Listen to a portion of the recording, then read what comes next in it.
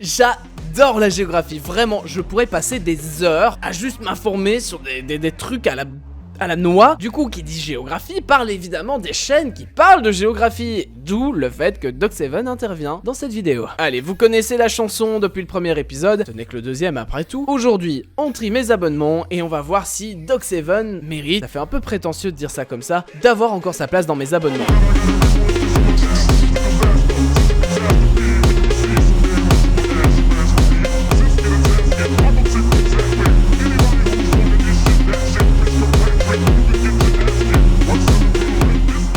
Alors déjà, faut savoir que Doc7 est littéralement partout. Enfin, le mec a sa propre boutique, a 2 chaînes YouTube, a une chaîne Twitch, un Insta, un Facebook et un TikTok. Bon, c'est vrai que plus personne n'utilise Facebook, mais passons. Et au vu du contenu de sa chaîne Twitch, je suis pas du tout sûr d'y trouver mon bonheur. Bah oui, Yu-Gi-Oh, c'est pas trop mon délire. J'ai déjà assez de passion comme ça pour en rajouter une de plus. Pour la boutique, certes, il n'y a pas 50 000 trucs, mais les prix sont vachement abordables. Il y a 3 bouquins et un jeu de société. Honnêtement, je me demande si je devrais pas commencer ma collection un jour et pourquoi pas vous en faire une vidéo, tiens. Je suis également passé par le labo, mais de nouveau, c'est pas une chaîne qui m'intéresse et à laquelle je suis pas abonné de toute façon, donc pas besoin de s'attarder là-dessus, autant directement passer sur la chaîne qui a plus de 2 millions d'abonnés et qui a été créée le 21 janvier 2015, et qui, malgré son nombre de vues impressionnant, arrive encore et toujours à lire les commentaires de chaque vidéo et à y répondre, et parfois même pour des commentaires pas forcément utiles. Et je vous assure que moi-même ça m'a surpris en ayant fait l'expérience. Alors vous connaissez le principe, hein, on regarde les dernières vidéos.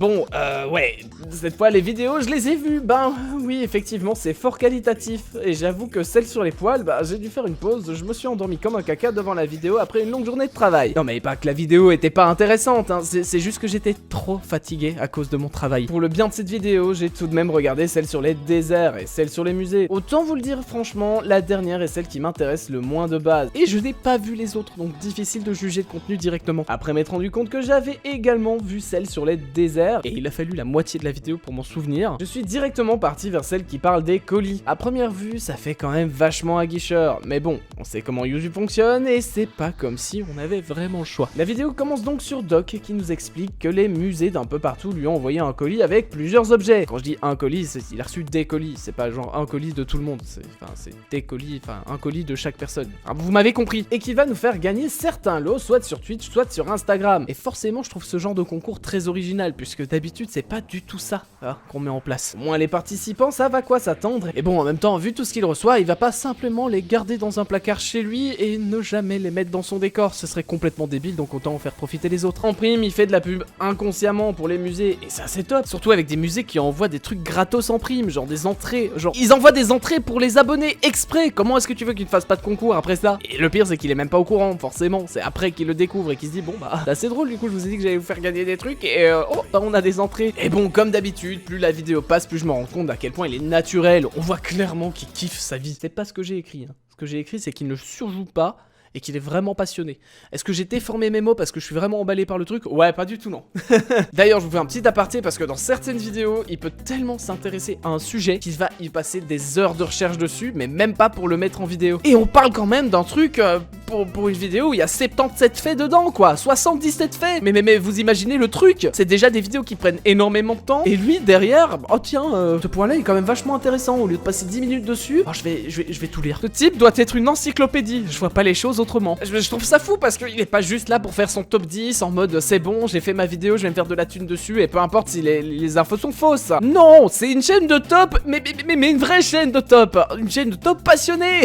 Allez, revenons à cette fameuse vidéo sur les musées. On pourrait penser qu'il reçoit des trucs assez nuls ou basiques, hein. Dites-vous que bon, la casquette de la team du Seigneur des Anneaux ou le billet de 20 $ originaire du film Le Joker, je suis pas sûr qu'on trouve ça partout, quoi. Et j'en connais qui doivent baver derrière leur écran en voyant tout ça. Attendez, parce qu'ils se tapent même des délires tout seul en caméra. Et le pire du tout, c'est qu'il l'assume, il le laisse en vidéo. Donc soit ça laisse installer le malaise, soit dans mon cas de la sympathie supplémentaire de voir quelqu'un qui est bon délire et qui s'amuse pour un rien, quoi. Par contre, on a un gros problème. J'ai ma main sur ma souris déjà, je sais pas pourquoi. Si je te dis que mon pseudo vient de Tsuyu Azui, qui est un personnage de My Hero Academia, qui est un personnage féminin grenouille, et qu'en prime mon pseudo musical Silver Frog, bah j'ai pas besoin de te faire un dessin, je crois que t'as compris ce que ça voulait dire. Bref, ça tourne autour des grenouilles, et tu me dis que tu détestes les grenouilles au point de ne pas pouvoir boire dans une tasse de grenouille. Je crois que j'ai un peu fait saturer le micro là, pour le coup j'ai dû gueuler dedans, mais bon c'est pas grave. En fait là ce qui vient de se passer, c'est que Doc7 il vient d'apprendre que j'adorais les grenouilles, donc il a fait ah bah non je peux pas continuer à regarder cette vidéo, et il est parti. Voilà, à condition évidemment qu'il soit tombé sur cette vidéo, hein, parce que bon, il y a quand même très peu de chances que ça arrive. Oui bon d'accord, j'ai pas trouvé un autre point négatif à dire sur lui, je suis désolé, mais même quand tu regardes ces derniers top 7, tout est qualitatif. Pendant que j'étais en train de vous faire le montage de cette vidéo, il y a une autre vidéo qui est sortie et je me suis dit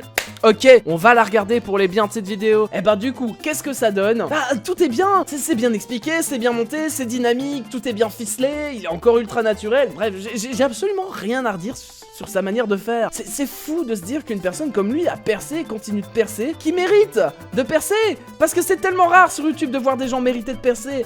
C'est dingue. Est-ce que le mec est ultra motivant? Bah oui, c'est ultra motivant. Tu vois un mec comme lui qui aime ce qu'il fait, qui te partage sa passion, qui perce et qui te montre regarde, si je peux le faire, tu peux le faire. Oui, mais bon derrière faut trimer, faut bosser, hein. Ne reste pas ton cul là dans le lit là. Tu vois le lit qui est derrière moi. Ne reste pas ton cul dans ce foutu lit. Est-ce que je peux arrêter de me prendre mon micro, bordel de... Et bouge-toi les fesses. Fais pas comme moi. Et vous savez ce qui est le mieux dans tout ça, c'est que c'est loin d'être abrutissant. Non, c'est tout le contraire, c'est informatif et ça fait rire. Mais bien évidemment que je reste abonné, c'est même pas une question. C'est certainement une des seules chaînes à laquelle je pourrais pas décrocher si facilement. Et c'est une des rares sur lesquelles je regarde quasiment toutes les vidéos, parce que je regardais pas celles sur les musées. Mais maintenant du coup, bah je vais les regarder aussi parce qu'elles sont très bien, même si elles sont beaucoup moins bien montées que les autres.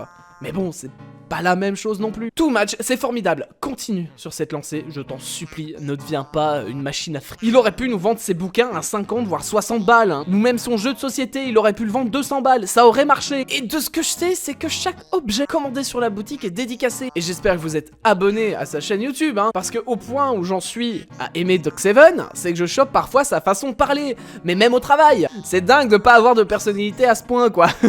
Bon allez, j'arrête de m'emballer autant, c'était une énorme dose de positivité pour vous, je sais que ça vous fait du bien, ça me fait du bien aussi. Maintenant il est temps de retourner dans quelques trucs négatifs parce que ce qui va suivre, c'est pas tout beau tout rose quoi. Allez sur ce, n'oubliez pas le like et le commentaire, je vous dis à la prochaine pour une future Tsudeo, à plus.